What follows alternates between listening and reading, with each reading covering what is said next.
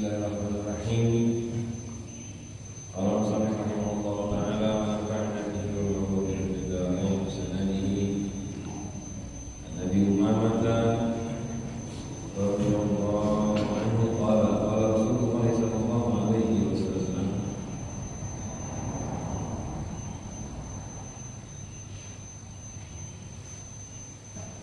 Ya ibn Adam innaka an tabdula al-fadla khairul laka wa an tumsikahu syarrun laka wa la tulamu ala kafafin wabda biman ta'ulu wa huwa hadithun hasanun sahihun. Rasulullah SAW bersabda, bisa diriwayatkan oleh Sayyidina Nabi Muhammad radhiyallahu anhu, Ya ibn Adam, wahai manusia, innaka an tabdula al-fadla, sungguhnya kamu mengeluarkan, membagikan fadla yang lebih dari hajatnya, artinya harta yang lebih dari hajatnya. Khairul laka, itu baik bagi kamu. Wa antum sikahu syarrul laka, dan kamu tahan, kamu pegang dan kamu berikan syarrul laka, itu buruk bagi kamu. Maksudnya Rasulullah menyuruh kita, memerintahkan kita, setiap ada harta yang fadl itu tidak terpakai, fadl itu tidak digunakan, lebihan itu lebih bagus diberikan, bukan dikasihkan ke semua orang. Berikan nafkah wajibnya, istrinya, anaknya, kerabatnya, keluarga, berikan, itu lebih baik. Wa antum sikahu, tapi kalau kamu pegang, nah di sini masalahnya itu bukan memegang fadl itu lagi ya. Kelebihan harta kamu enggak bagikan, syarrul laka, itu jelek. Masalahnya gini, orang punya harta lebih, enggak berbagi harta lebihnya, enggak ada masalah. Tapi di sini maksudnya harta lebih ini yang dimaksud kenapa jelek? Kalau tidak berbaginya karena cinta, sehingga membuat dia tidak menjalankan hak-hak wajib, barulah jelek. Jadi gini, dia bisa punya duit, ada lebihan, lebihnya ini bagusnya dikasih ke orang. Tapi kalau nggak dikasih jelek. Kan pertanyaannya gini, kalau saya sudah berbagi sama orang masih ada lebihan, apakah jelek? Maksudnya begitu ya. Kan kalau saya sudah berbagi, saya sudah ngasih, sudah sedekah, sudah infak, masih ada lebih, apakah jelek harus dibuang itu lebihannya? Tidak, bukan itu maksudnya. Lebihan harta ini artinya pian punya harta, urusan pian yang wajib buat pribadi pian sudah selesai. Ada lebihan, dan ini lebihan harusnya dikasihkan ke yang perlu, infak kepada keluarga. Nah, lebihan yang dimaksud itu lebih hajat pribadi kita, baru jelek kalau kita bagikan. Jadi bedakan ya, yang sebagai suami udah masih nafkah istri, udah masih nafkah anak, udah zakat, udah berbagi lah, udah sedekah, masih ada lebihan duit. Apakah ini jelek disimpan? Tidak ada masalah, bukan jelek. Walaupun memang sebagai ulama-ulama lain ceritanya, tapi itu bukan jelek, tapi itu adab, itu cari keutamaan. Nah, yang dimaksud ini, kita punya uang, baru saya ambil jatah saya aja, ada lebihan. Lebihannya buat siapa? Kan nanti buat istri, buat anak, buat zakat. Ini yang kita pegang. Jadi pegang di sini yang kita cintai, yang kita lepaskan. Nah, ini baru jelek. Kenapa? Menyebabkan tak ngeluarin tugas wajib, bisa nggak infak, bisa nggak zakat, bisa nggak menghormati tamu, ikut tuyul dan sebagainya. Jadi hadirin, Islam itu yang tercela sudah kita bahas, bukan bekerja, bukan punya harta, bahkan yang tercela itu bukan dia nyimpen kan. Yang jeleknya itu tidak mengeluarkan saat diperintahkan syariat mengeluarkan.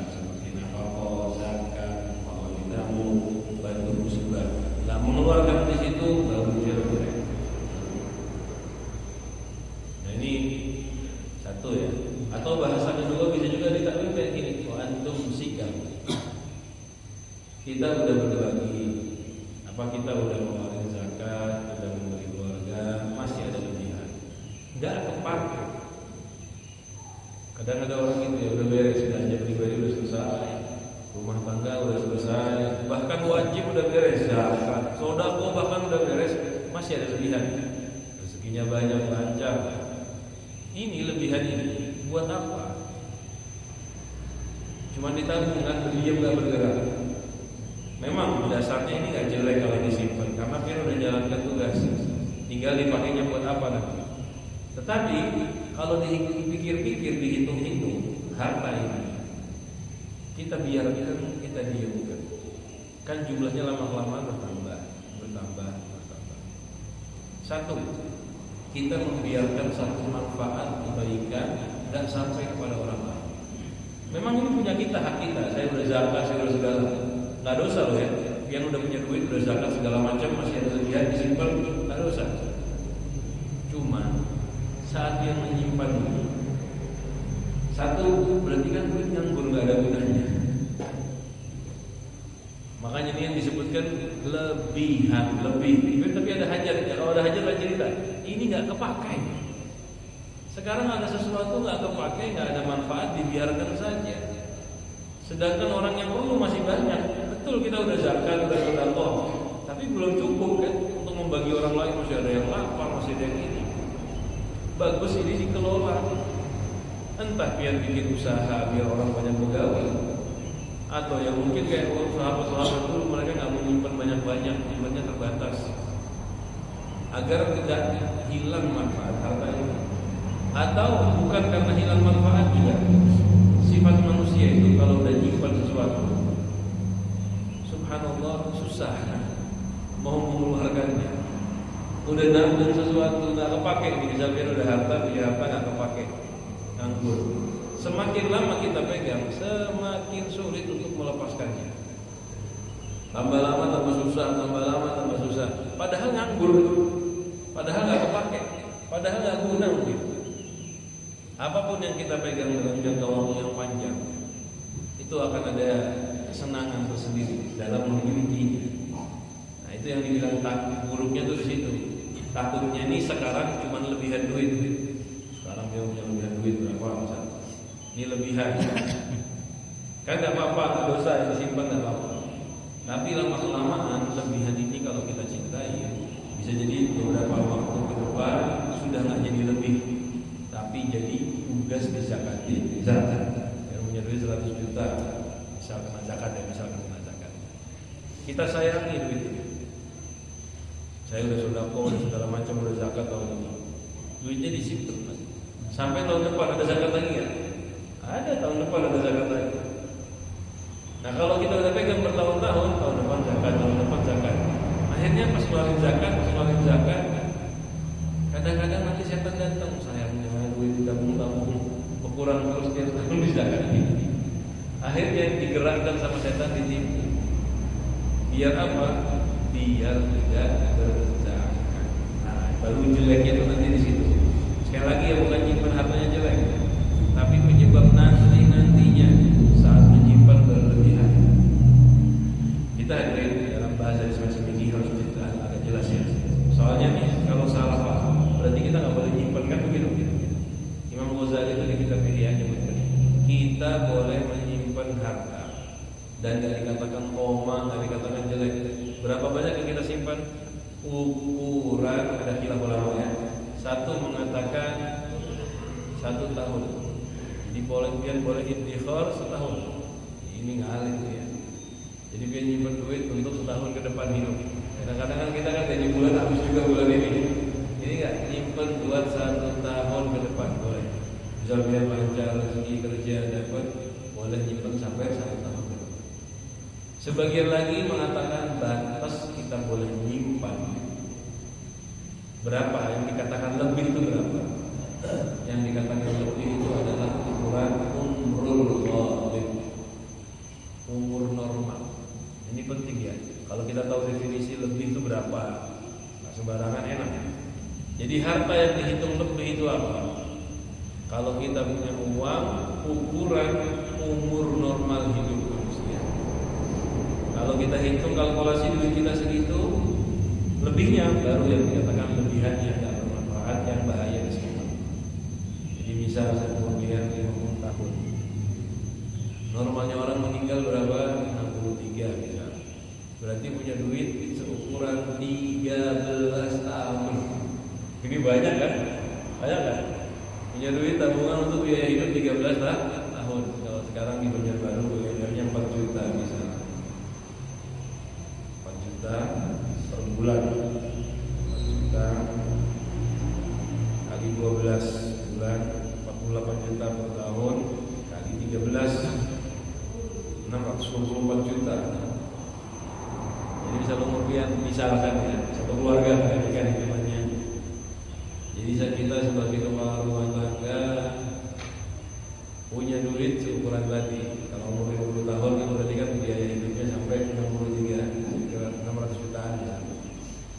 Kalau punya segitu disimpan buat biaya hidup ke depan nggak ada masalah. Nggak dikatakan jelek, nggak dikatakan dosa, nggak dikatakan hina. Kenapa? Memang buat hidupnya dia. Tapi ini susah ya. Atau nggak harus punya duit tadi. Ini bukan berarti harus nabung kaya, enggak. Biar punya kerja. Duitnya nggak ada, tapi saya tiap bulan dapat gaji yang cukup. Itu juga sama. Jadi nggak harus ada duit. Duitnya ada, duitnya nggak ada, tapi biar punya. Atau ada orang nggak punya kerja, nggak ada kerjaan tapi punya tabungan segini, nggak ada masalah. Simpen aja pakai ini buat biaya hidupnya. Ada lebihan dari itu, tapi hitungnya tuh ya, hitungnya tuh biaya pokok, biaya hidup normal. Misalnya hitung kalkulasi 1 bulan sekeluarga berapa, dihitung sampai sekian juta. Lebihnya dari itu baru disedekahin, baru wajib. Kalau wajib baru jelek disimpan. Kalau zakat tetap ya, walaupun hajat, yang penting duit nyangkur disimpan tetap bisa. Itu tadi ya, itu perbedaan pendapat ulama. Yang satu mengatakan setahun aja, jadi biar punya duit jatah biaya hidup setahun. Kalau lebih dari itu baru itu dikatakan lebih harta. Suruh keluar. Jadi kalau membahas masalah lapar, zuhud, sebetulnya kaidahnya itu harus dijelaskan. Seperti tadi ya, kapan dibilang harta lebih, kapan dibilang ini dan itu tuh harus dikasih tahu. Kapan orang bilang pelit, sudah kita bahas kan ya. Kapan kita wajib berhenti, itu harus dikasih tahu. Nggak bisa kita ngomong kayak tadi hadis cuma diterjemahkan aja. Keluarkan lebihan harta, jangan disimpan, kalau disimpan jelek.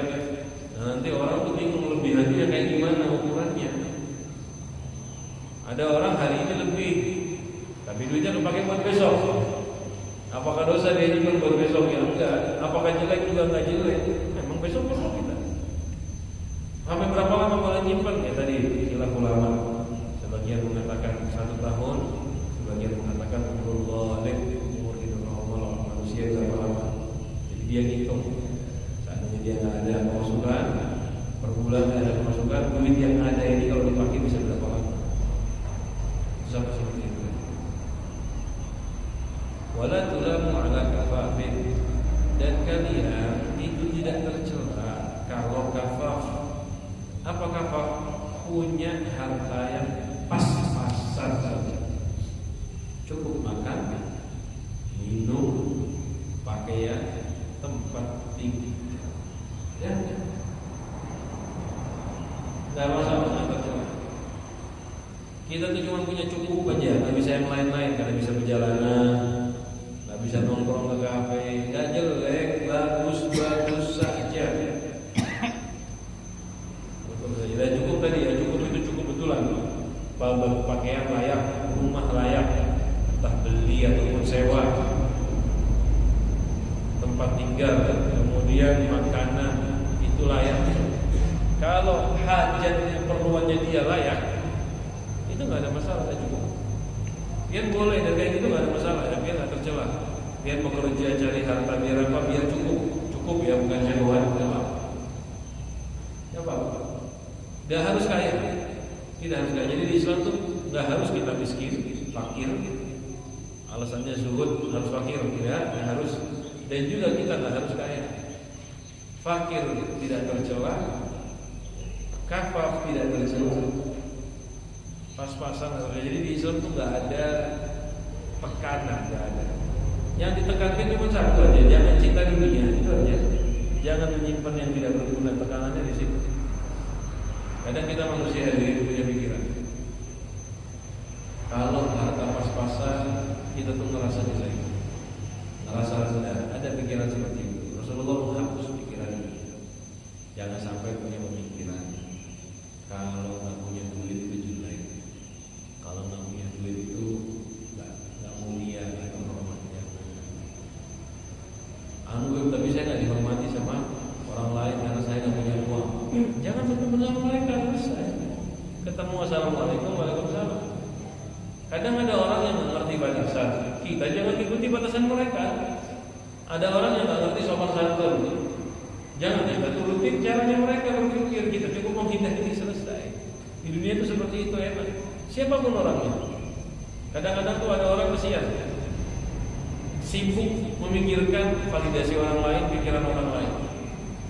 Keluarganya bisa, kamu tuh jangan kayak gini, usaha, jangan diam, ayo cari tambahan kerjaan. Padahal udah cukup kerjaannya, udah bisa makan anak sama istri, cuma nggak bisa beli mobil. Udah bisa makan sama istri, cuma nggak bisa yang lain-lain. Ayo jangan berdiam, tambahin lagi, nggak perlu didengarkan. Bahkan seandainya mau bilang, misalkan orang tua kita sendiri kayak gitu, nggak banyak didengarkan. Misal kita udah kerja, udah cukup buat nafkah. Orang tua kita maksa, ayo kerja lagi. Kenapa? Biar banyak, biar ngasih saya duit. Nggak perlu didengarkan, nggak harus. Nggak harus. Tidak wajib ya, nggak jadi wajib. Memang bakti wajib, tapi perintah macam ini bukan jenis bakti yang harus diturutin. Nggak tercela kita, ala kafah pas-pasan nggak tercela. Kerjaan dia sudah cukup, bisa memberi walaupun seadanya itu sudah cukup. Nggak perlu lagi kita bekerja harus lebih banyak.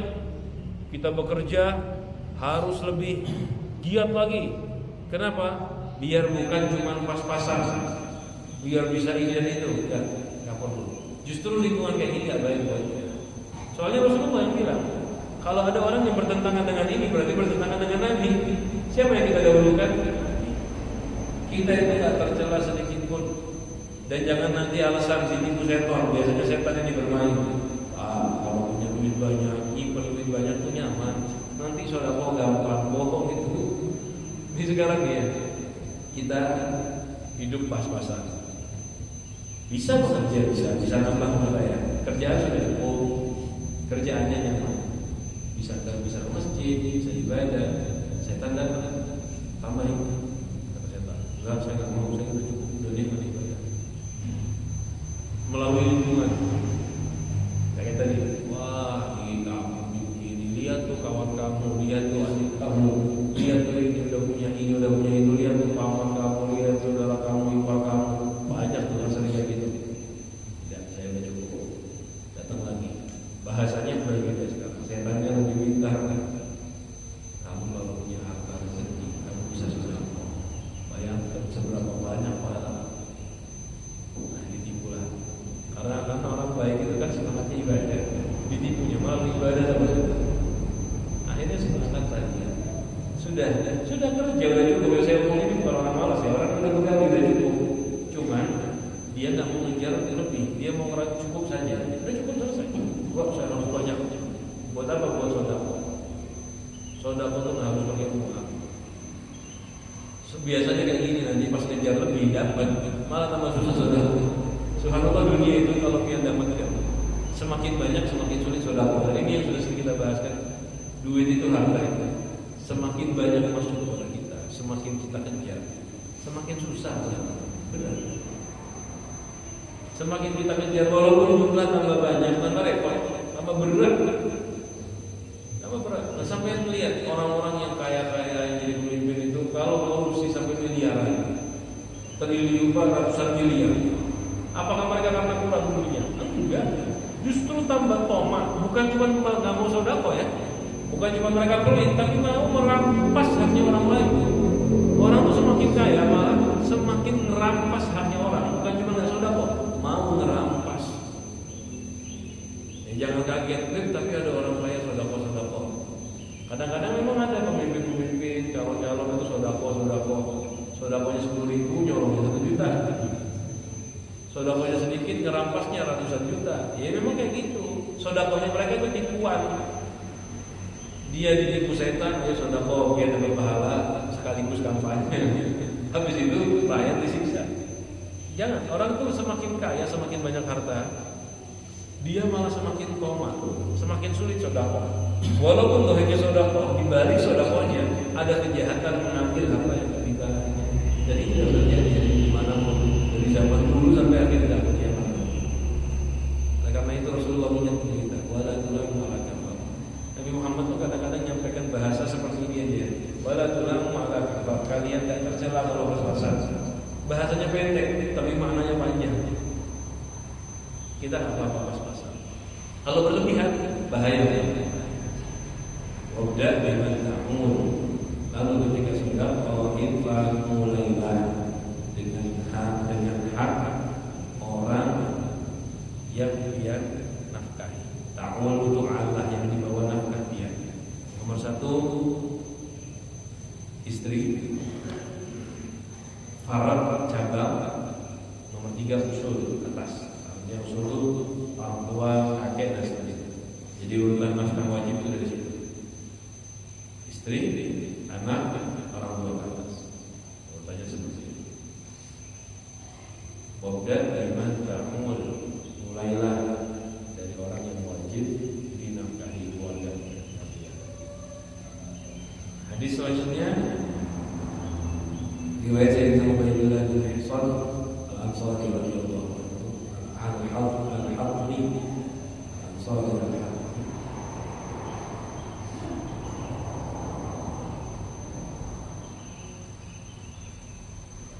Qala Rasulullah sallallahu alaihi wasallam, man asbaha minkum aminan fi sirrihi.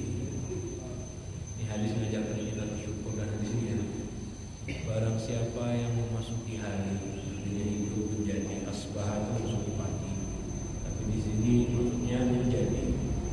Barang siapa yang menjadi atau memasuki hari minkum dari salah seorang kalian aminan aman fi sirrihi, pada dirinya, hartanya, keluarganya aman. Mu'afan fi jasadi, badannya sehat. Mu'afan itu afiat, diberikan afiat pada badannya sehat. Indahu qutu yaumi, dia punya makanan hari itu. Faka'annama hizatahu dunya bihadafiha, seakan-akan dikirim, dikumpulkan bagi dia dunia semuanya. Hadafir itu seluruh. Jadi orang yang ini bahasa Rasulullah yang jadi kita gampang bersyukur. Kita masuk pagi kayak sekarang. Hari ini kita badan sehat, badan apa aman, nyawa aman, keluarga aman, tempat tinggal aman, punya makanan hari ini, bukan hari esok, hari ini, badan sehat, dan itu dapat dunia dari sisi. Seakan-akan seperti diberikan dunia dan seisi. Memang pada hakikatnya ini sekaya-kaya apapun kita, yang kita perlukan apa? Tempat tinggal, makan saat itu. Yang kita perlukan badan sehat. Wah, ini udah paling nyaman. Walaupun mungkin kita semua kita sama, dia semua sama orang sekaya-kayanya orang pun sama kita kurang lebih aja. Mereka perlu tempat tidur, kita perlu tempat tidur sama. Tempat tidur mereka sama, kita sama orang kaya sama nggak? Dari ukuran sama semua, sesuai badan gitu. Tempat tidur kita tuh yang sesuai badan, memang dari kualitas mungkin beda. Kasur kita bisa cuma karpet, bisa cuma busa biasa. Kasurnya orang kaya mungkin hanya ratusan juta. Ada orang yang sampai kasurnya mahal ada. Tapi ujung-ujungnya yang dipakai tidur sebadan nggak? Sebadan saja, itu aja. Kasur beli ukuran 2x2 meter, yang kepakainya segitu aja. Bisa bergoyang-goyang, sisanya kalau nganggur. Sekaya-kayanya orang makannya gimana, sama nggak sama kita? Bukan jenisnya ya, maksudnya ukurannya. Dulu saya pernah mendengarkan orang ceramah, ya Muhammad, pertama kali sini ceramah sini menjelaskan kayak Discovery Channel, ngebahas harimau bisa makan sekian, ini bisa makan sekian. Jadi menjelaskan hewan-hewan itu bisa makan bahkan sampai 1/3 ukuran tubuhnya. Jadi kalau biar berat badannya 70 kilo bisa makan 23 kilo. Ada lagi yang makan 23 kilo sekali makan. Ini tadi kena makan 1 kilo aja, makan biar 1 kilo aja. Kalau beras kan harus ditahan 1 kilo itu, 1 kilo penuh itu nggak lebih itu, nggak mungkin kuat. Jadi sini cerita, kita pertama mempikirin ini apa gunanya cara tentang makan. Ternyata ujungnya kata beliau begini, itu hewan seperti itu manusia, sehebat-hebatnya kita manusia katanya hanya bisa makan. Sekaya-kayanya dia adalah di kampung dulu ada orang kaya kalau makan 1 kilo pak 1 karung sekali makan gitu. Enggak, sama sepiring juga. Cuman mungkin bedanya kualitasnya, lauknya, tapi tetap makanannya sedikit.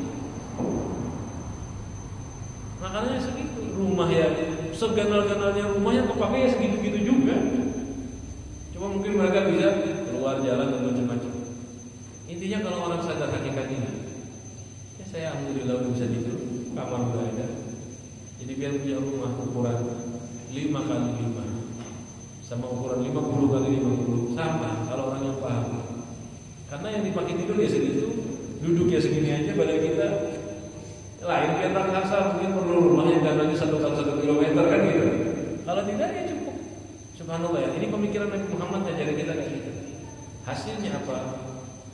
Setiap kita mengawali hari kita bersyukur kepada Allah. Memang makan cukup, badan sehat, aman itu paling mahal. Ini nggak bisa dibeli makan dengan apa. Kalau fasilitas itu dicari dengan harta. Tapi kalau 3 hal ini yang melangkah. Sekaya-kayanya pian belum bisa beli kesehatan. Mungkin fasilitas dia bisa beli dengan harta. Ada orang kaya, dia bisa beli fasilitas, tapi sakit belum tentu bisa beli. Tapi kan orang kaya bisa berobat. Iya, benar bisa berobat. Cuman sebelum sakit yang saya maksud. Bisa nggak orang kaya menggunakan hartanya jaminan biar nggak sakit? Yang mungkin bisa. Memang betul ada orang kaya sakit, orang miskin sakit. Yang kaya punya duit cepat berobat, bisa cepat sembuh. Yang miskin belum tentu, karena dia nggak punya uang. Tapi kesembuhan nggak tergantung juga dengan berobat. Yang dibahas ini sekarang kita sekarang dalam keadaan sehat. Bisa nggak kita pilih kesehatan terus sampai mati? Tidak bisa. Bahkan malah kadang-kadang sering kena masalah tuh orang kaya. Coba kalau orang yang sudah susah itu asam urat jarang, kolesterol jarang. Padahal bukan berarti nggak makan nyaman ya. Mereka tuh makan orang kaya kena kolesterol karena makan daging mungkin, makan kena asam urat karena makan jenis-jenis yang mahal. Kita tuh kena bayam itu asam urat. Sayur-sayuran itu bisa bikin asam urat, sayuran hijau. Murahan, tapi kita nggak sakit. Ya nggak semua ya. Makan ini dan itu tahan-tahan aja. Sekalinya langsung mati selesai sudah tidak. Karena nggak berjasa. Tapi hidupnya tenang. Hidupnya lebih tenang. Nah ini Rasulullah ngajarin seperti itu ya. Subhanallah Nabi Muhammad itu kalau menyampaikan hadis seperti tadi ya, berpikir asal kita membacanya dengan benar, kita tuh bisa bersyukur. Orang yang pagi kita sekarang mau tidur aman nggak kita? Alhamdulillah nggak ada perang, nggak ada kejahatan. Bisa makan hari ini, makan dengan makanan normal, badan sehat, udah. Ini seperti dunia dan sisi. Bahkan kalau kita ditanya, biar yang sehat, maulah apa biar dikasih 1 miliar, tapi kena diabetes loh. Diberi 1 miliar dengan diabetes, 10 miliar dikasih diabetes loh. Kalau yang sehat pikirannya, mungkin buat apa nanti? Duitnya banyak-banyak ya. Terus kena penyakit. Ini buat biar bawa orang, buat kita sendiri. Mau nggak kayak gitu? Nggak mungkin. Siapa yang mau kesehatannya dijual dengan semahal-mahalnya harta? Ada. Oleh karena itu kita ini sebetulnya banyak nikmatnya. Makanya Rasulullah mengajarkan disuruh ingat-ingat biar bersyukur. Dan ini masih nyambung dengan hadis tadi ya. Kan hadis ini ngajarin pas-pasan tuh nggak apa-apa.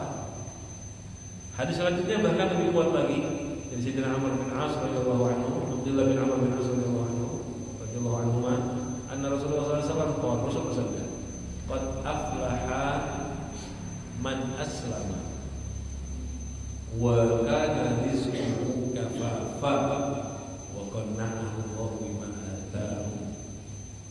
Sungguh beruntung orang yang masuk Islam. Ini pertama dasar selamat kita dunia akhirat Islam. Wa kana rizquhu kafafa, dan rezekinya dia pas-pasan, seukuran aja rasanya. Kafafa seukuran aja. Yang untung kayak gini, bukan yang lebih dari kemarin, bukan yang banyak. Sungguh beruntung orang yang rezekinya pas.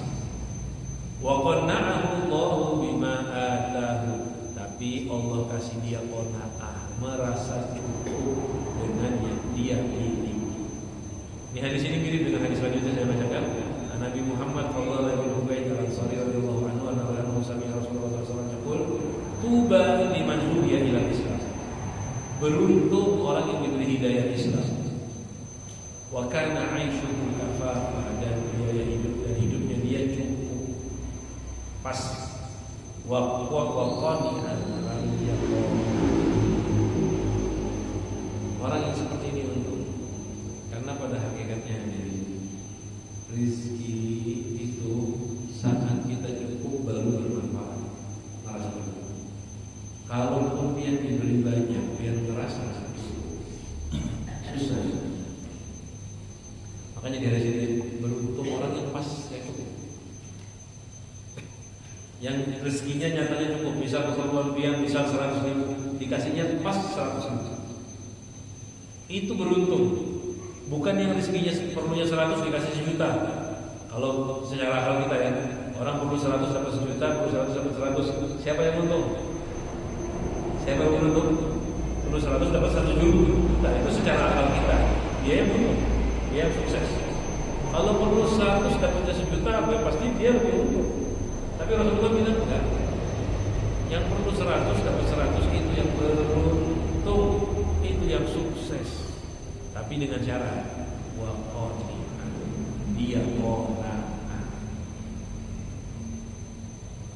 untungnya dari segi dia nggak banyak hisab, dia nggak banyak masalah sama dunia yang sudah kita bahas tadi, dan dia diberikan qanaah, merasa qanaah itu kepuasan atas apa yang dia miliki, puas, itu nyaman.